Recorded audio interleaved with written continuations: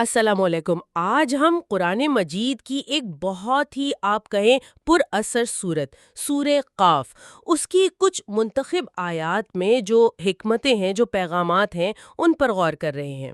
وعلیکم السلام۔ جی بالکل۔ یہ مکی صورت ہے، یعنی اسلام کے بالکل ابتدائی دور میں نازل ہوئی، اور اس کا جو مرکزی خیال ہے وہ ایمان کی بنیادی باتیں ہیں، اللہ کی وحدانیت، نبی کی رسالت، اور خاص طور پر مرنے کے بعد کی زندگی اور یوم حساب۔ جی ہاں۔ تو آج کی گفتگو کا مقصد صرف آیات کا مطلب جاننا نہیں ہے، بلکہ یہ سمجھنا ہے کہ یہ صورت کیسے آخرت کے بارے میں جو شکوک تھے ان کا جواب دیتی ہے، بالکل۔ کائنات سے، تاریخ سے دلائل لاتی ہے، اور ہمیں ہماری ذمہ داری کا احساس دلاتی ہے۔ یوں سمجھے کہ انکار کرنے والوں کے سامنے ایک بڑا مضبوط کیس پیش کرتی ہے۔ بالکل درست کہا آپ نے۔ سورت کا آغاز ہی دیکھیں کتنا پرشکوہ ہے۔ قاف والقرآن المجید۔ قاف قسم ہے باعظمت قرآن کی۔ یہ شروع کے حروف مقطعات اور قرآن کی قسم فوراً توجہ کھینچ لیتے ہیں۔ جی۔ اور جیسا آپ نے کہا، فوراً ہی ان لوگوں کے اعتراض کا ذکر آتا ہے جو مرنے کے بعد دوبارہ زندہ ہونے پر حیران تھے۔ آیت 2 اور 3 میں ان کا تعجب ہے اچھا۔ کہ انہی میں سے ایک خبردار کرنے والا آ گیا، یعنی نبی صلی اللہ علیہ وسلم، اور وہ کہتے ہیں کہ بھائی جب ہم مر کر مٹی ہو جائیں گے تو کیا یہ واپسی ممکن ہے؟ ذالک رجع بعید، یہ تو بڑی دور کی بات ہے، عقل میں نہیں آتی۔ یہ تھا ان کا نقطہ نظر۔ تو گویا سورت کا آغاز ہی اس چیلنج سے ہوتا ہے، آخرت کا انکار۔ وہ اپنے ہی جیسے انسان کے نبی بننے پر بھی حیران تھے، اور مر کر مٹی ہونے کے بعد دوبارہ اٹھنا اسے وہ ناممکن سمجھتے تھے۔ یہ رجا بعید، یہ تصور بڑا پکا تھا ان کے ذہن میں۔ جی بالکل۔ اور اس انکار اور حیرت کے فوراً بعد آپ دیکھیں اللہ تعالیٰ اپنے لامحدود علم اور قدرت کا اعلان کرتا ہے۔ آیت 4 میں فرمایا، قد علمنا ما تنقص الارض منہم وعندنا کتاب حفیظ۔ اچھا۔ زمین ان کے جسموں میں سے جو کچھ کم کرتی ہے ہمیں خوب معلوم ہے، اور ہمارے پاس ایک کتاب ہے جس میں سب کچھ محفوظ ہے۔ یہ ایک زبردست جواب ہے۔ جی ہاں۔ یعنی تم سمجھتے ہو جس مٹی میں مل گیا ختم ہو گیا، کیسے جمع ہوگا؟ اللہ فرما رہا ہے تمہارے جسم کا ایک ایک ذرہ جو زمین کم کرتی ہے، کہاں جاتا ہے، کیسے تحلیل ہوتا ہے، سب ہمارے علم میں ہے، اور ایک مکمل ریکارڈ کتاب حفیظ میں محفوظ ہے۔ سبحان اللہ۔ پھر آیت 5 میں ان کی ذہنی کیفیت بتائی جو حق کو جھٹلاتے ہیں۔ بل کذبوا بالحق لما جاءہم فہم فی امر مریج، بلکہ انہوں نے حق کو جھٹلایا جب وہ آیا تو وہ ایک الجھی ہوئی حالت میں ہیں۔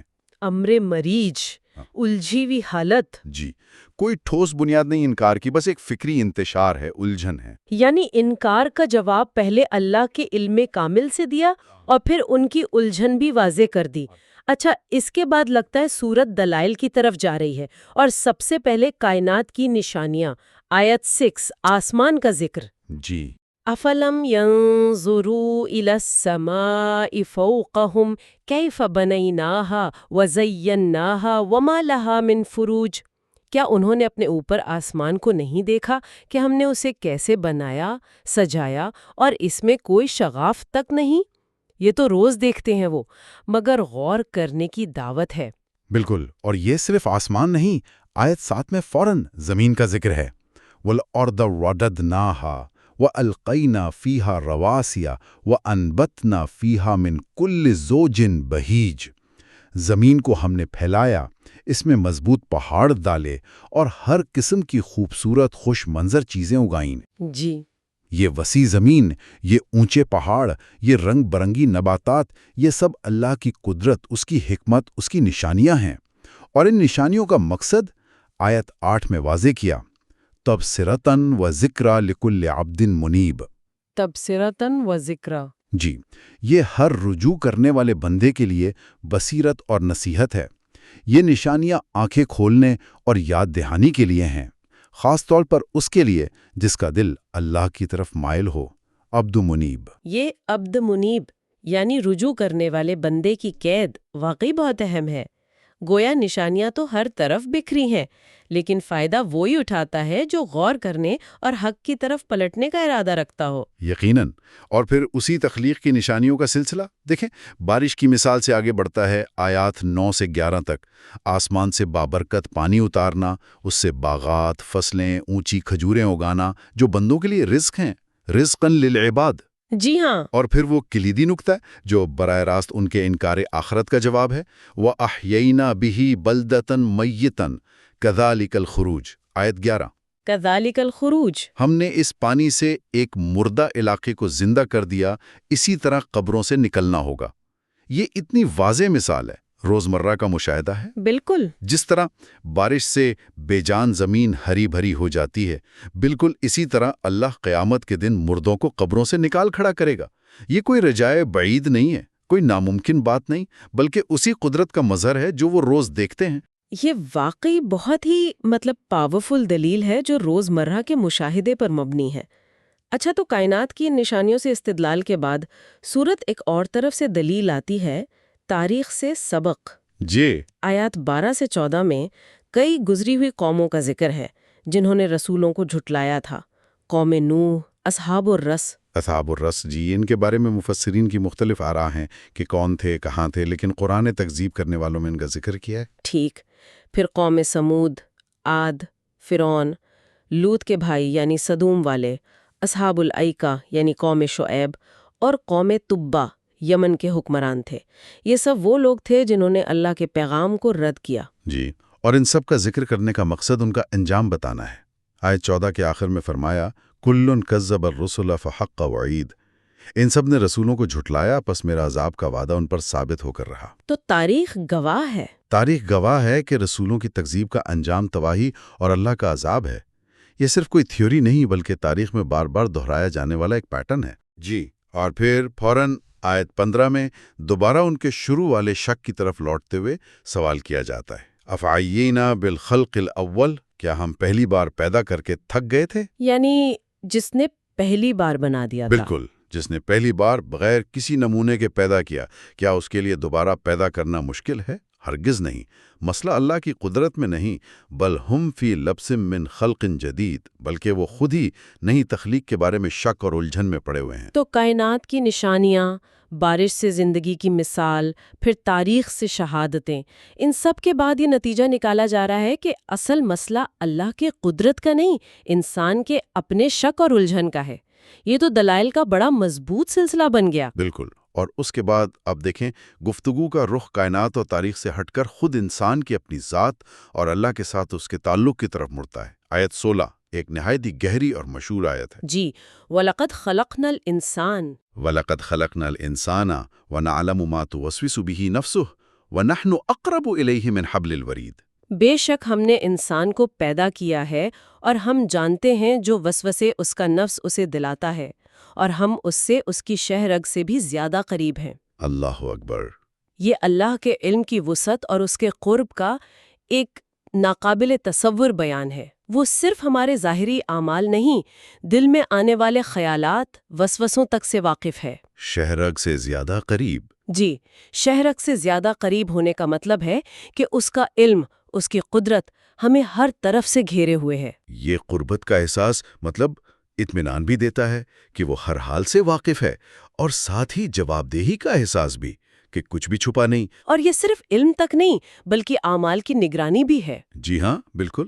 آیات 17 اور 18 اسی نگرانی کو بیان کرتی ہیں۔ اِذْ يَتَلَقَّى الْمُتَلَقِّيَانِ عَنِ الْيَمِينِ وَعَنِ الشِّمَالِ قَعِيدٌ مَا يَلْفِظُ مِنْ قَوْلٍ إِلَّا لَدَيْهِ رَقِيبٌ عَتِيدٌ۔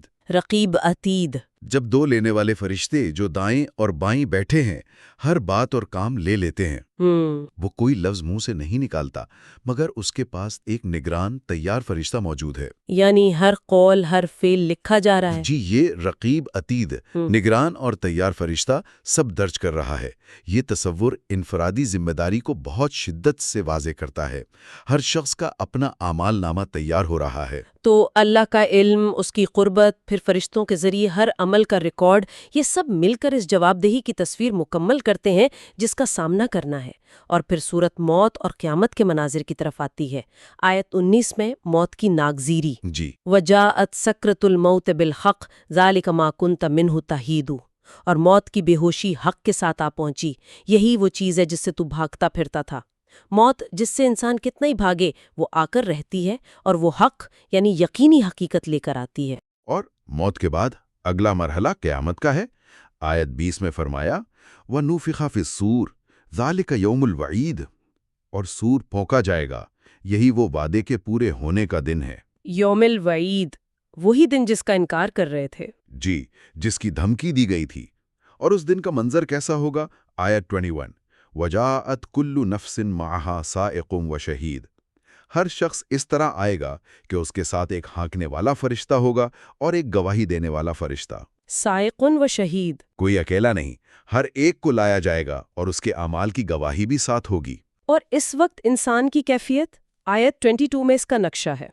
لَقَدْ كُنْتَ فِي غَفْلَةٍ مِّنْ هَذَا فَكَشَفْنَا عَنْكَ غِطَاءَكَ فَبَصَرُكَ الْيَوْمَ حَدِيدٌ۔ فَبَصَرُكَ الْيَوْمَ حَدِيدٌ۔ یقیناً تو اس دن سے غفلت میں تھا، پس آج ہم نے تجھ پر سے تیرا پردہ ہٹا دیا، سو آج تیری نگاہ بہت تیز ہے۔ دنیا کی زندگی ایک پردے جیسی تھی، حقیقتیں چھپی تھیں۔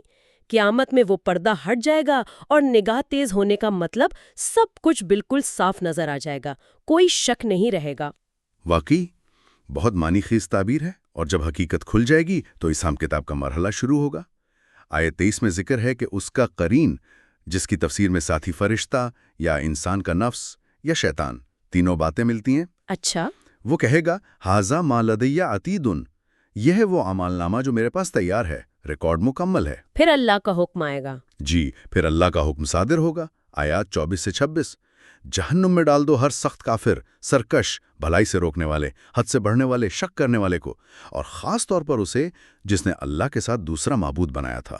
القی فی جہنم کل کفار عنید، یہ ان کا انجام ہے جو دنیا میں حق سے منہ موڑتے رہے۔ اور پھر وہ مکالمہ ہے جو قرین اور انسان کے درمیان یا شاید قرین کی طرف سے پیش ہوتا ہے۔ آیت 27 میں قرین کہے گا ربنا ما اطغیتہ ولکن کان فی ضلال بعید۔ جی اے ہمارے رب، میں نے اسے سرکش نہیں کیا تھا بلکہ وہ خود ہی دور کی گمراہی میں پڑا ہوا تھا۔ وہ اپنی ذمہ داری سے اب کہیں بریو ذمہ ہونے کی کوشش کرے گا، لیکن اللہ تعالیٰ کا فیصلہ حتمی ہوگا۔ بالکل، اور اس میں کسی بحث کی گنجائش نہیں ہوگی۔ آیات 28-29 میں فرمایا قال لا تختصموا لدی وقد قدمت الیکم بالوعید ما یبدل القول لدی وما انا بظلام للعبید۔ اللہ فرمائے گا میرے حضور جھگڑا نہ کرو، میں تمہیں پہلے ہی انجام کی خبر بھیج چکا تھا۔ جی، میرے ہاں بات بدلا نہیں کرتی اور میں بندوں پر ہرگز ظلم کرنے والا نہیں ہوں۔ فیصلہ ہو چکا، وارننگ پہلے دی گئی تھی، یہ نتیجہ ان کے اپنے اعمال کا ہے، اس میں کوئی ظلم نہیں۔ اور اس فیصلے کے بعد جہنم کا ذکر، آیت 30۔ وہ سوال و جواب، جی اس کی ہولناکی کا اندازہ اس سوال جواب سے ہوتا ہے۔ یوم نقول لجہنم هل امتلأت وتقول هل من مزید، جس دن ہم جہنم سے پوچھیں گے کیا تو بھر گئی، اور وہ کہے گی کیا کچھ اور بھی ہے۔ اللہ اکبر، کیا کچھ اور بھی ہے؟ یہ تو واقعی رونگٹے کھڑے کر دینے والا منظر ہے۔ لیکن اس ہولناک منظر کے فوراً بعد امید اور رحمت کا بیان ہے، جنت کا ذکر۔ یہ تضاد بڑا مؤثر ہے۔ جی ہاں، یہ قرآن کا اسلوب ہے کہ وعید کے ساتھ وعدہ، عذاب کے ساتھ رحمت کا ذکر بھی آتا ہے۔ آیت 31 میں فرمایا وَأُزْلِفَتِ الْجَنَّةُ لِلْمُتَّقِينَ غَيْرَ بَعِيدٍ، اور جنت پرہیزگاروں کے لیے قریب لائی جائے گی، دور نہیں ہوگی۔ المتقین، پرہیزگاروں کے لیے۔ جی، پھر آیات 32 اور 33 میں ان خوش نصیبوں کی صفات ہیں جن کے لیے یہ انعام ہے۔ هَذَا مَا تُوعَدُونَ لِكُلِّ أَوَّابٍ حَفِيظٍ مَنْ خَشِيَ الرَّحْمَنَ بِالْغَيْبِ وَجَاءَ بِقَلْبٍ مُنِيبٍ۔ اواب، حفیظ، خشی الرحمن بالغیب، قلب منیب۔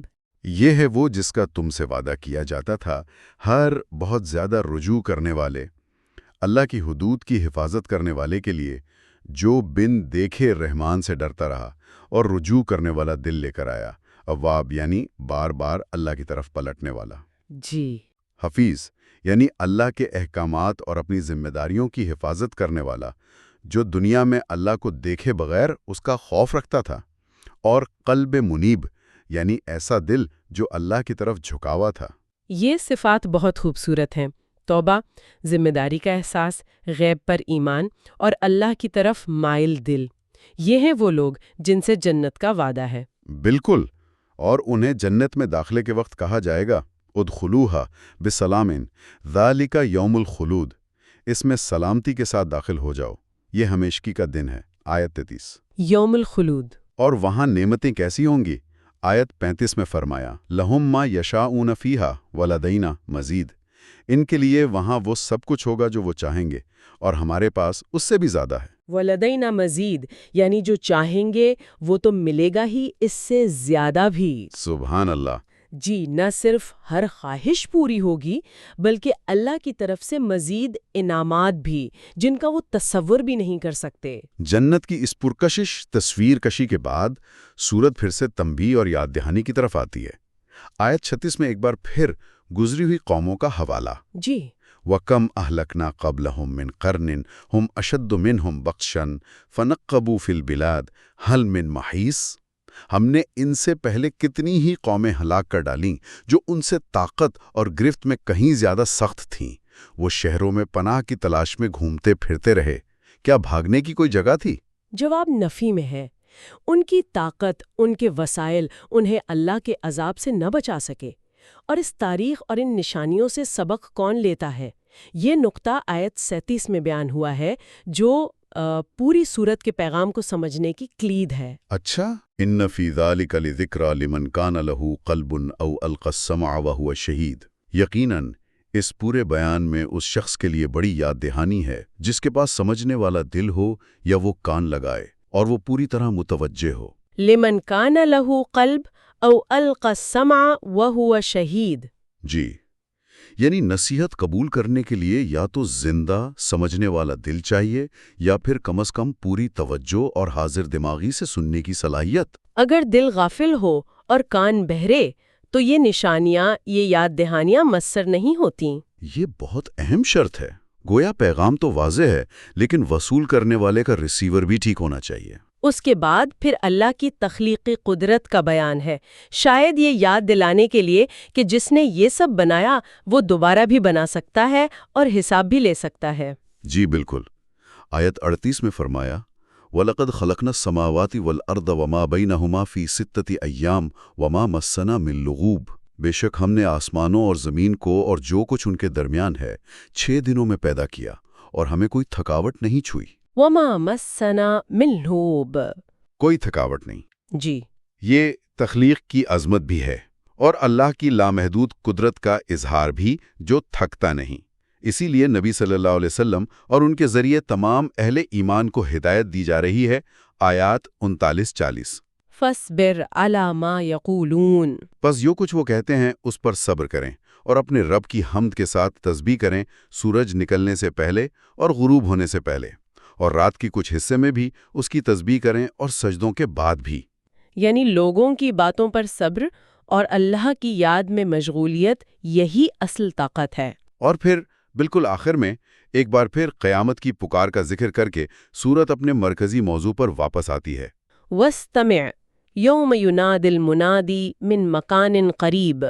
آیت 41۔ کان لگا کر سنو جس دن پکارنے والا ایک قریبی جگہ سے پکارے گا۔ جی، یہ قیامت کی حتمی پکار ہے، اور وہ پکار کیا ہوگی؟ یوم یسمعون الصیحۃ بالحق ذالک یوم الخروج۔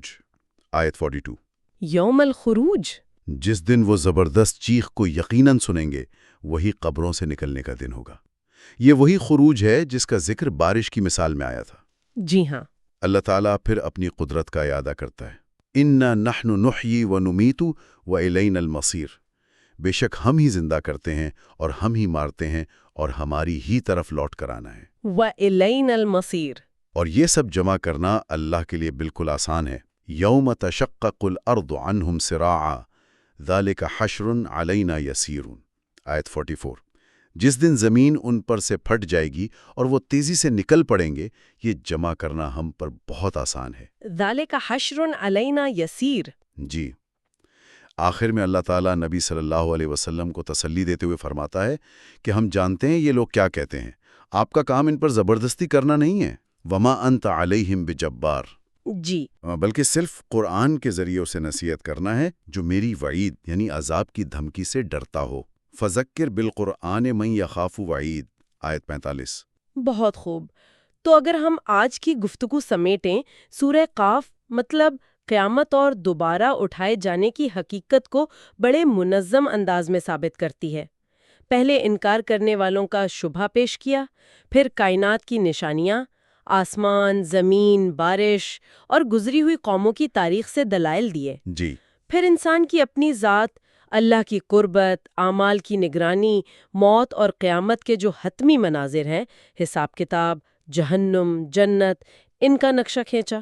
بالکل۔ آخر میں پھر تنبیہ، اللہ کی قدرت کا بیان، صبر و ذکر کی تلقین اور نبی صلی اللہ علیہ وآلہ وسلم کے کردار کی وضاحت، کائنات کی نشانیوں سے آخرت کا ثبوت اور اعمال کے کڑے حساب کا بیان، یہ واقعی اس صورت کے اہم ستون ہے۔ بالکل، اور ایک نکتہ جو آخر میں غور کرنے کے لیے چھوڑا جا سکتا ہے وہ آیت 37 کا پیغام ہے۔ اِنَّ فِي ذَلِكَ لَذِكْرَىٰ لِمَنْ كَانَ لَهُ قَلْبٌ أَوْ أَلْقَى السَّمْعَ وَهُوَ شَهِيدٌ۔ جی، یہ ساری نشانیاں، یہ تاریخ، یہ وعدے وعیدے، ان سے اصل فائدہ اسی کو ہے جس کے پاس سمجھنے والا دل ہو، یا کم از کم وہ کان لگا کر پوری توجہ سے سنے۔ تو یہاں یہ سوال پیدا ہوتا ہے کہ آج کے دور میں جہاں اتنی معلومات ہیں، اتنا شور ہے، واقعی ایک زندہ دل رکھنے کا یا پوری توجہ سے سننے کا کیا مطلب ہے؟ ہم ان قرآنی پیغامات اور کائنات میں پھیلی نشانیوں کو کس حد تک اس کھلے دل اور حاضر دماغی سے وصول کرتے ہیں جس کا تقاضا یہ آیت کر رہی ہے؟ یہ وہ سوال ہے جس پر ہم سب کو غور کرنا چاہیے۔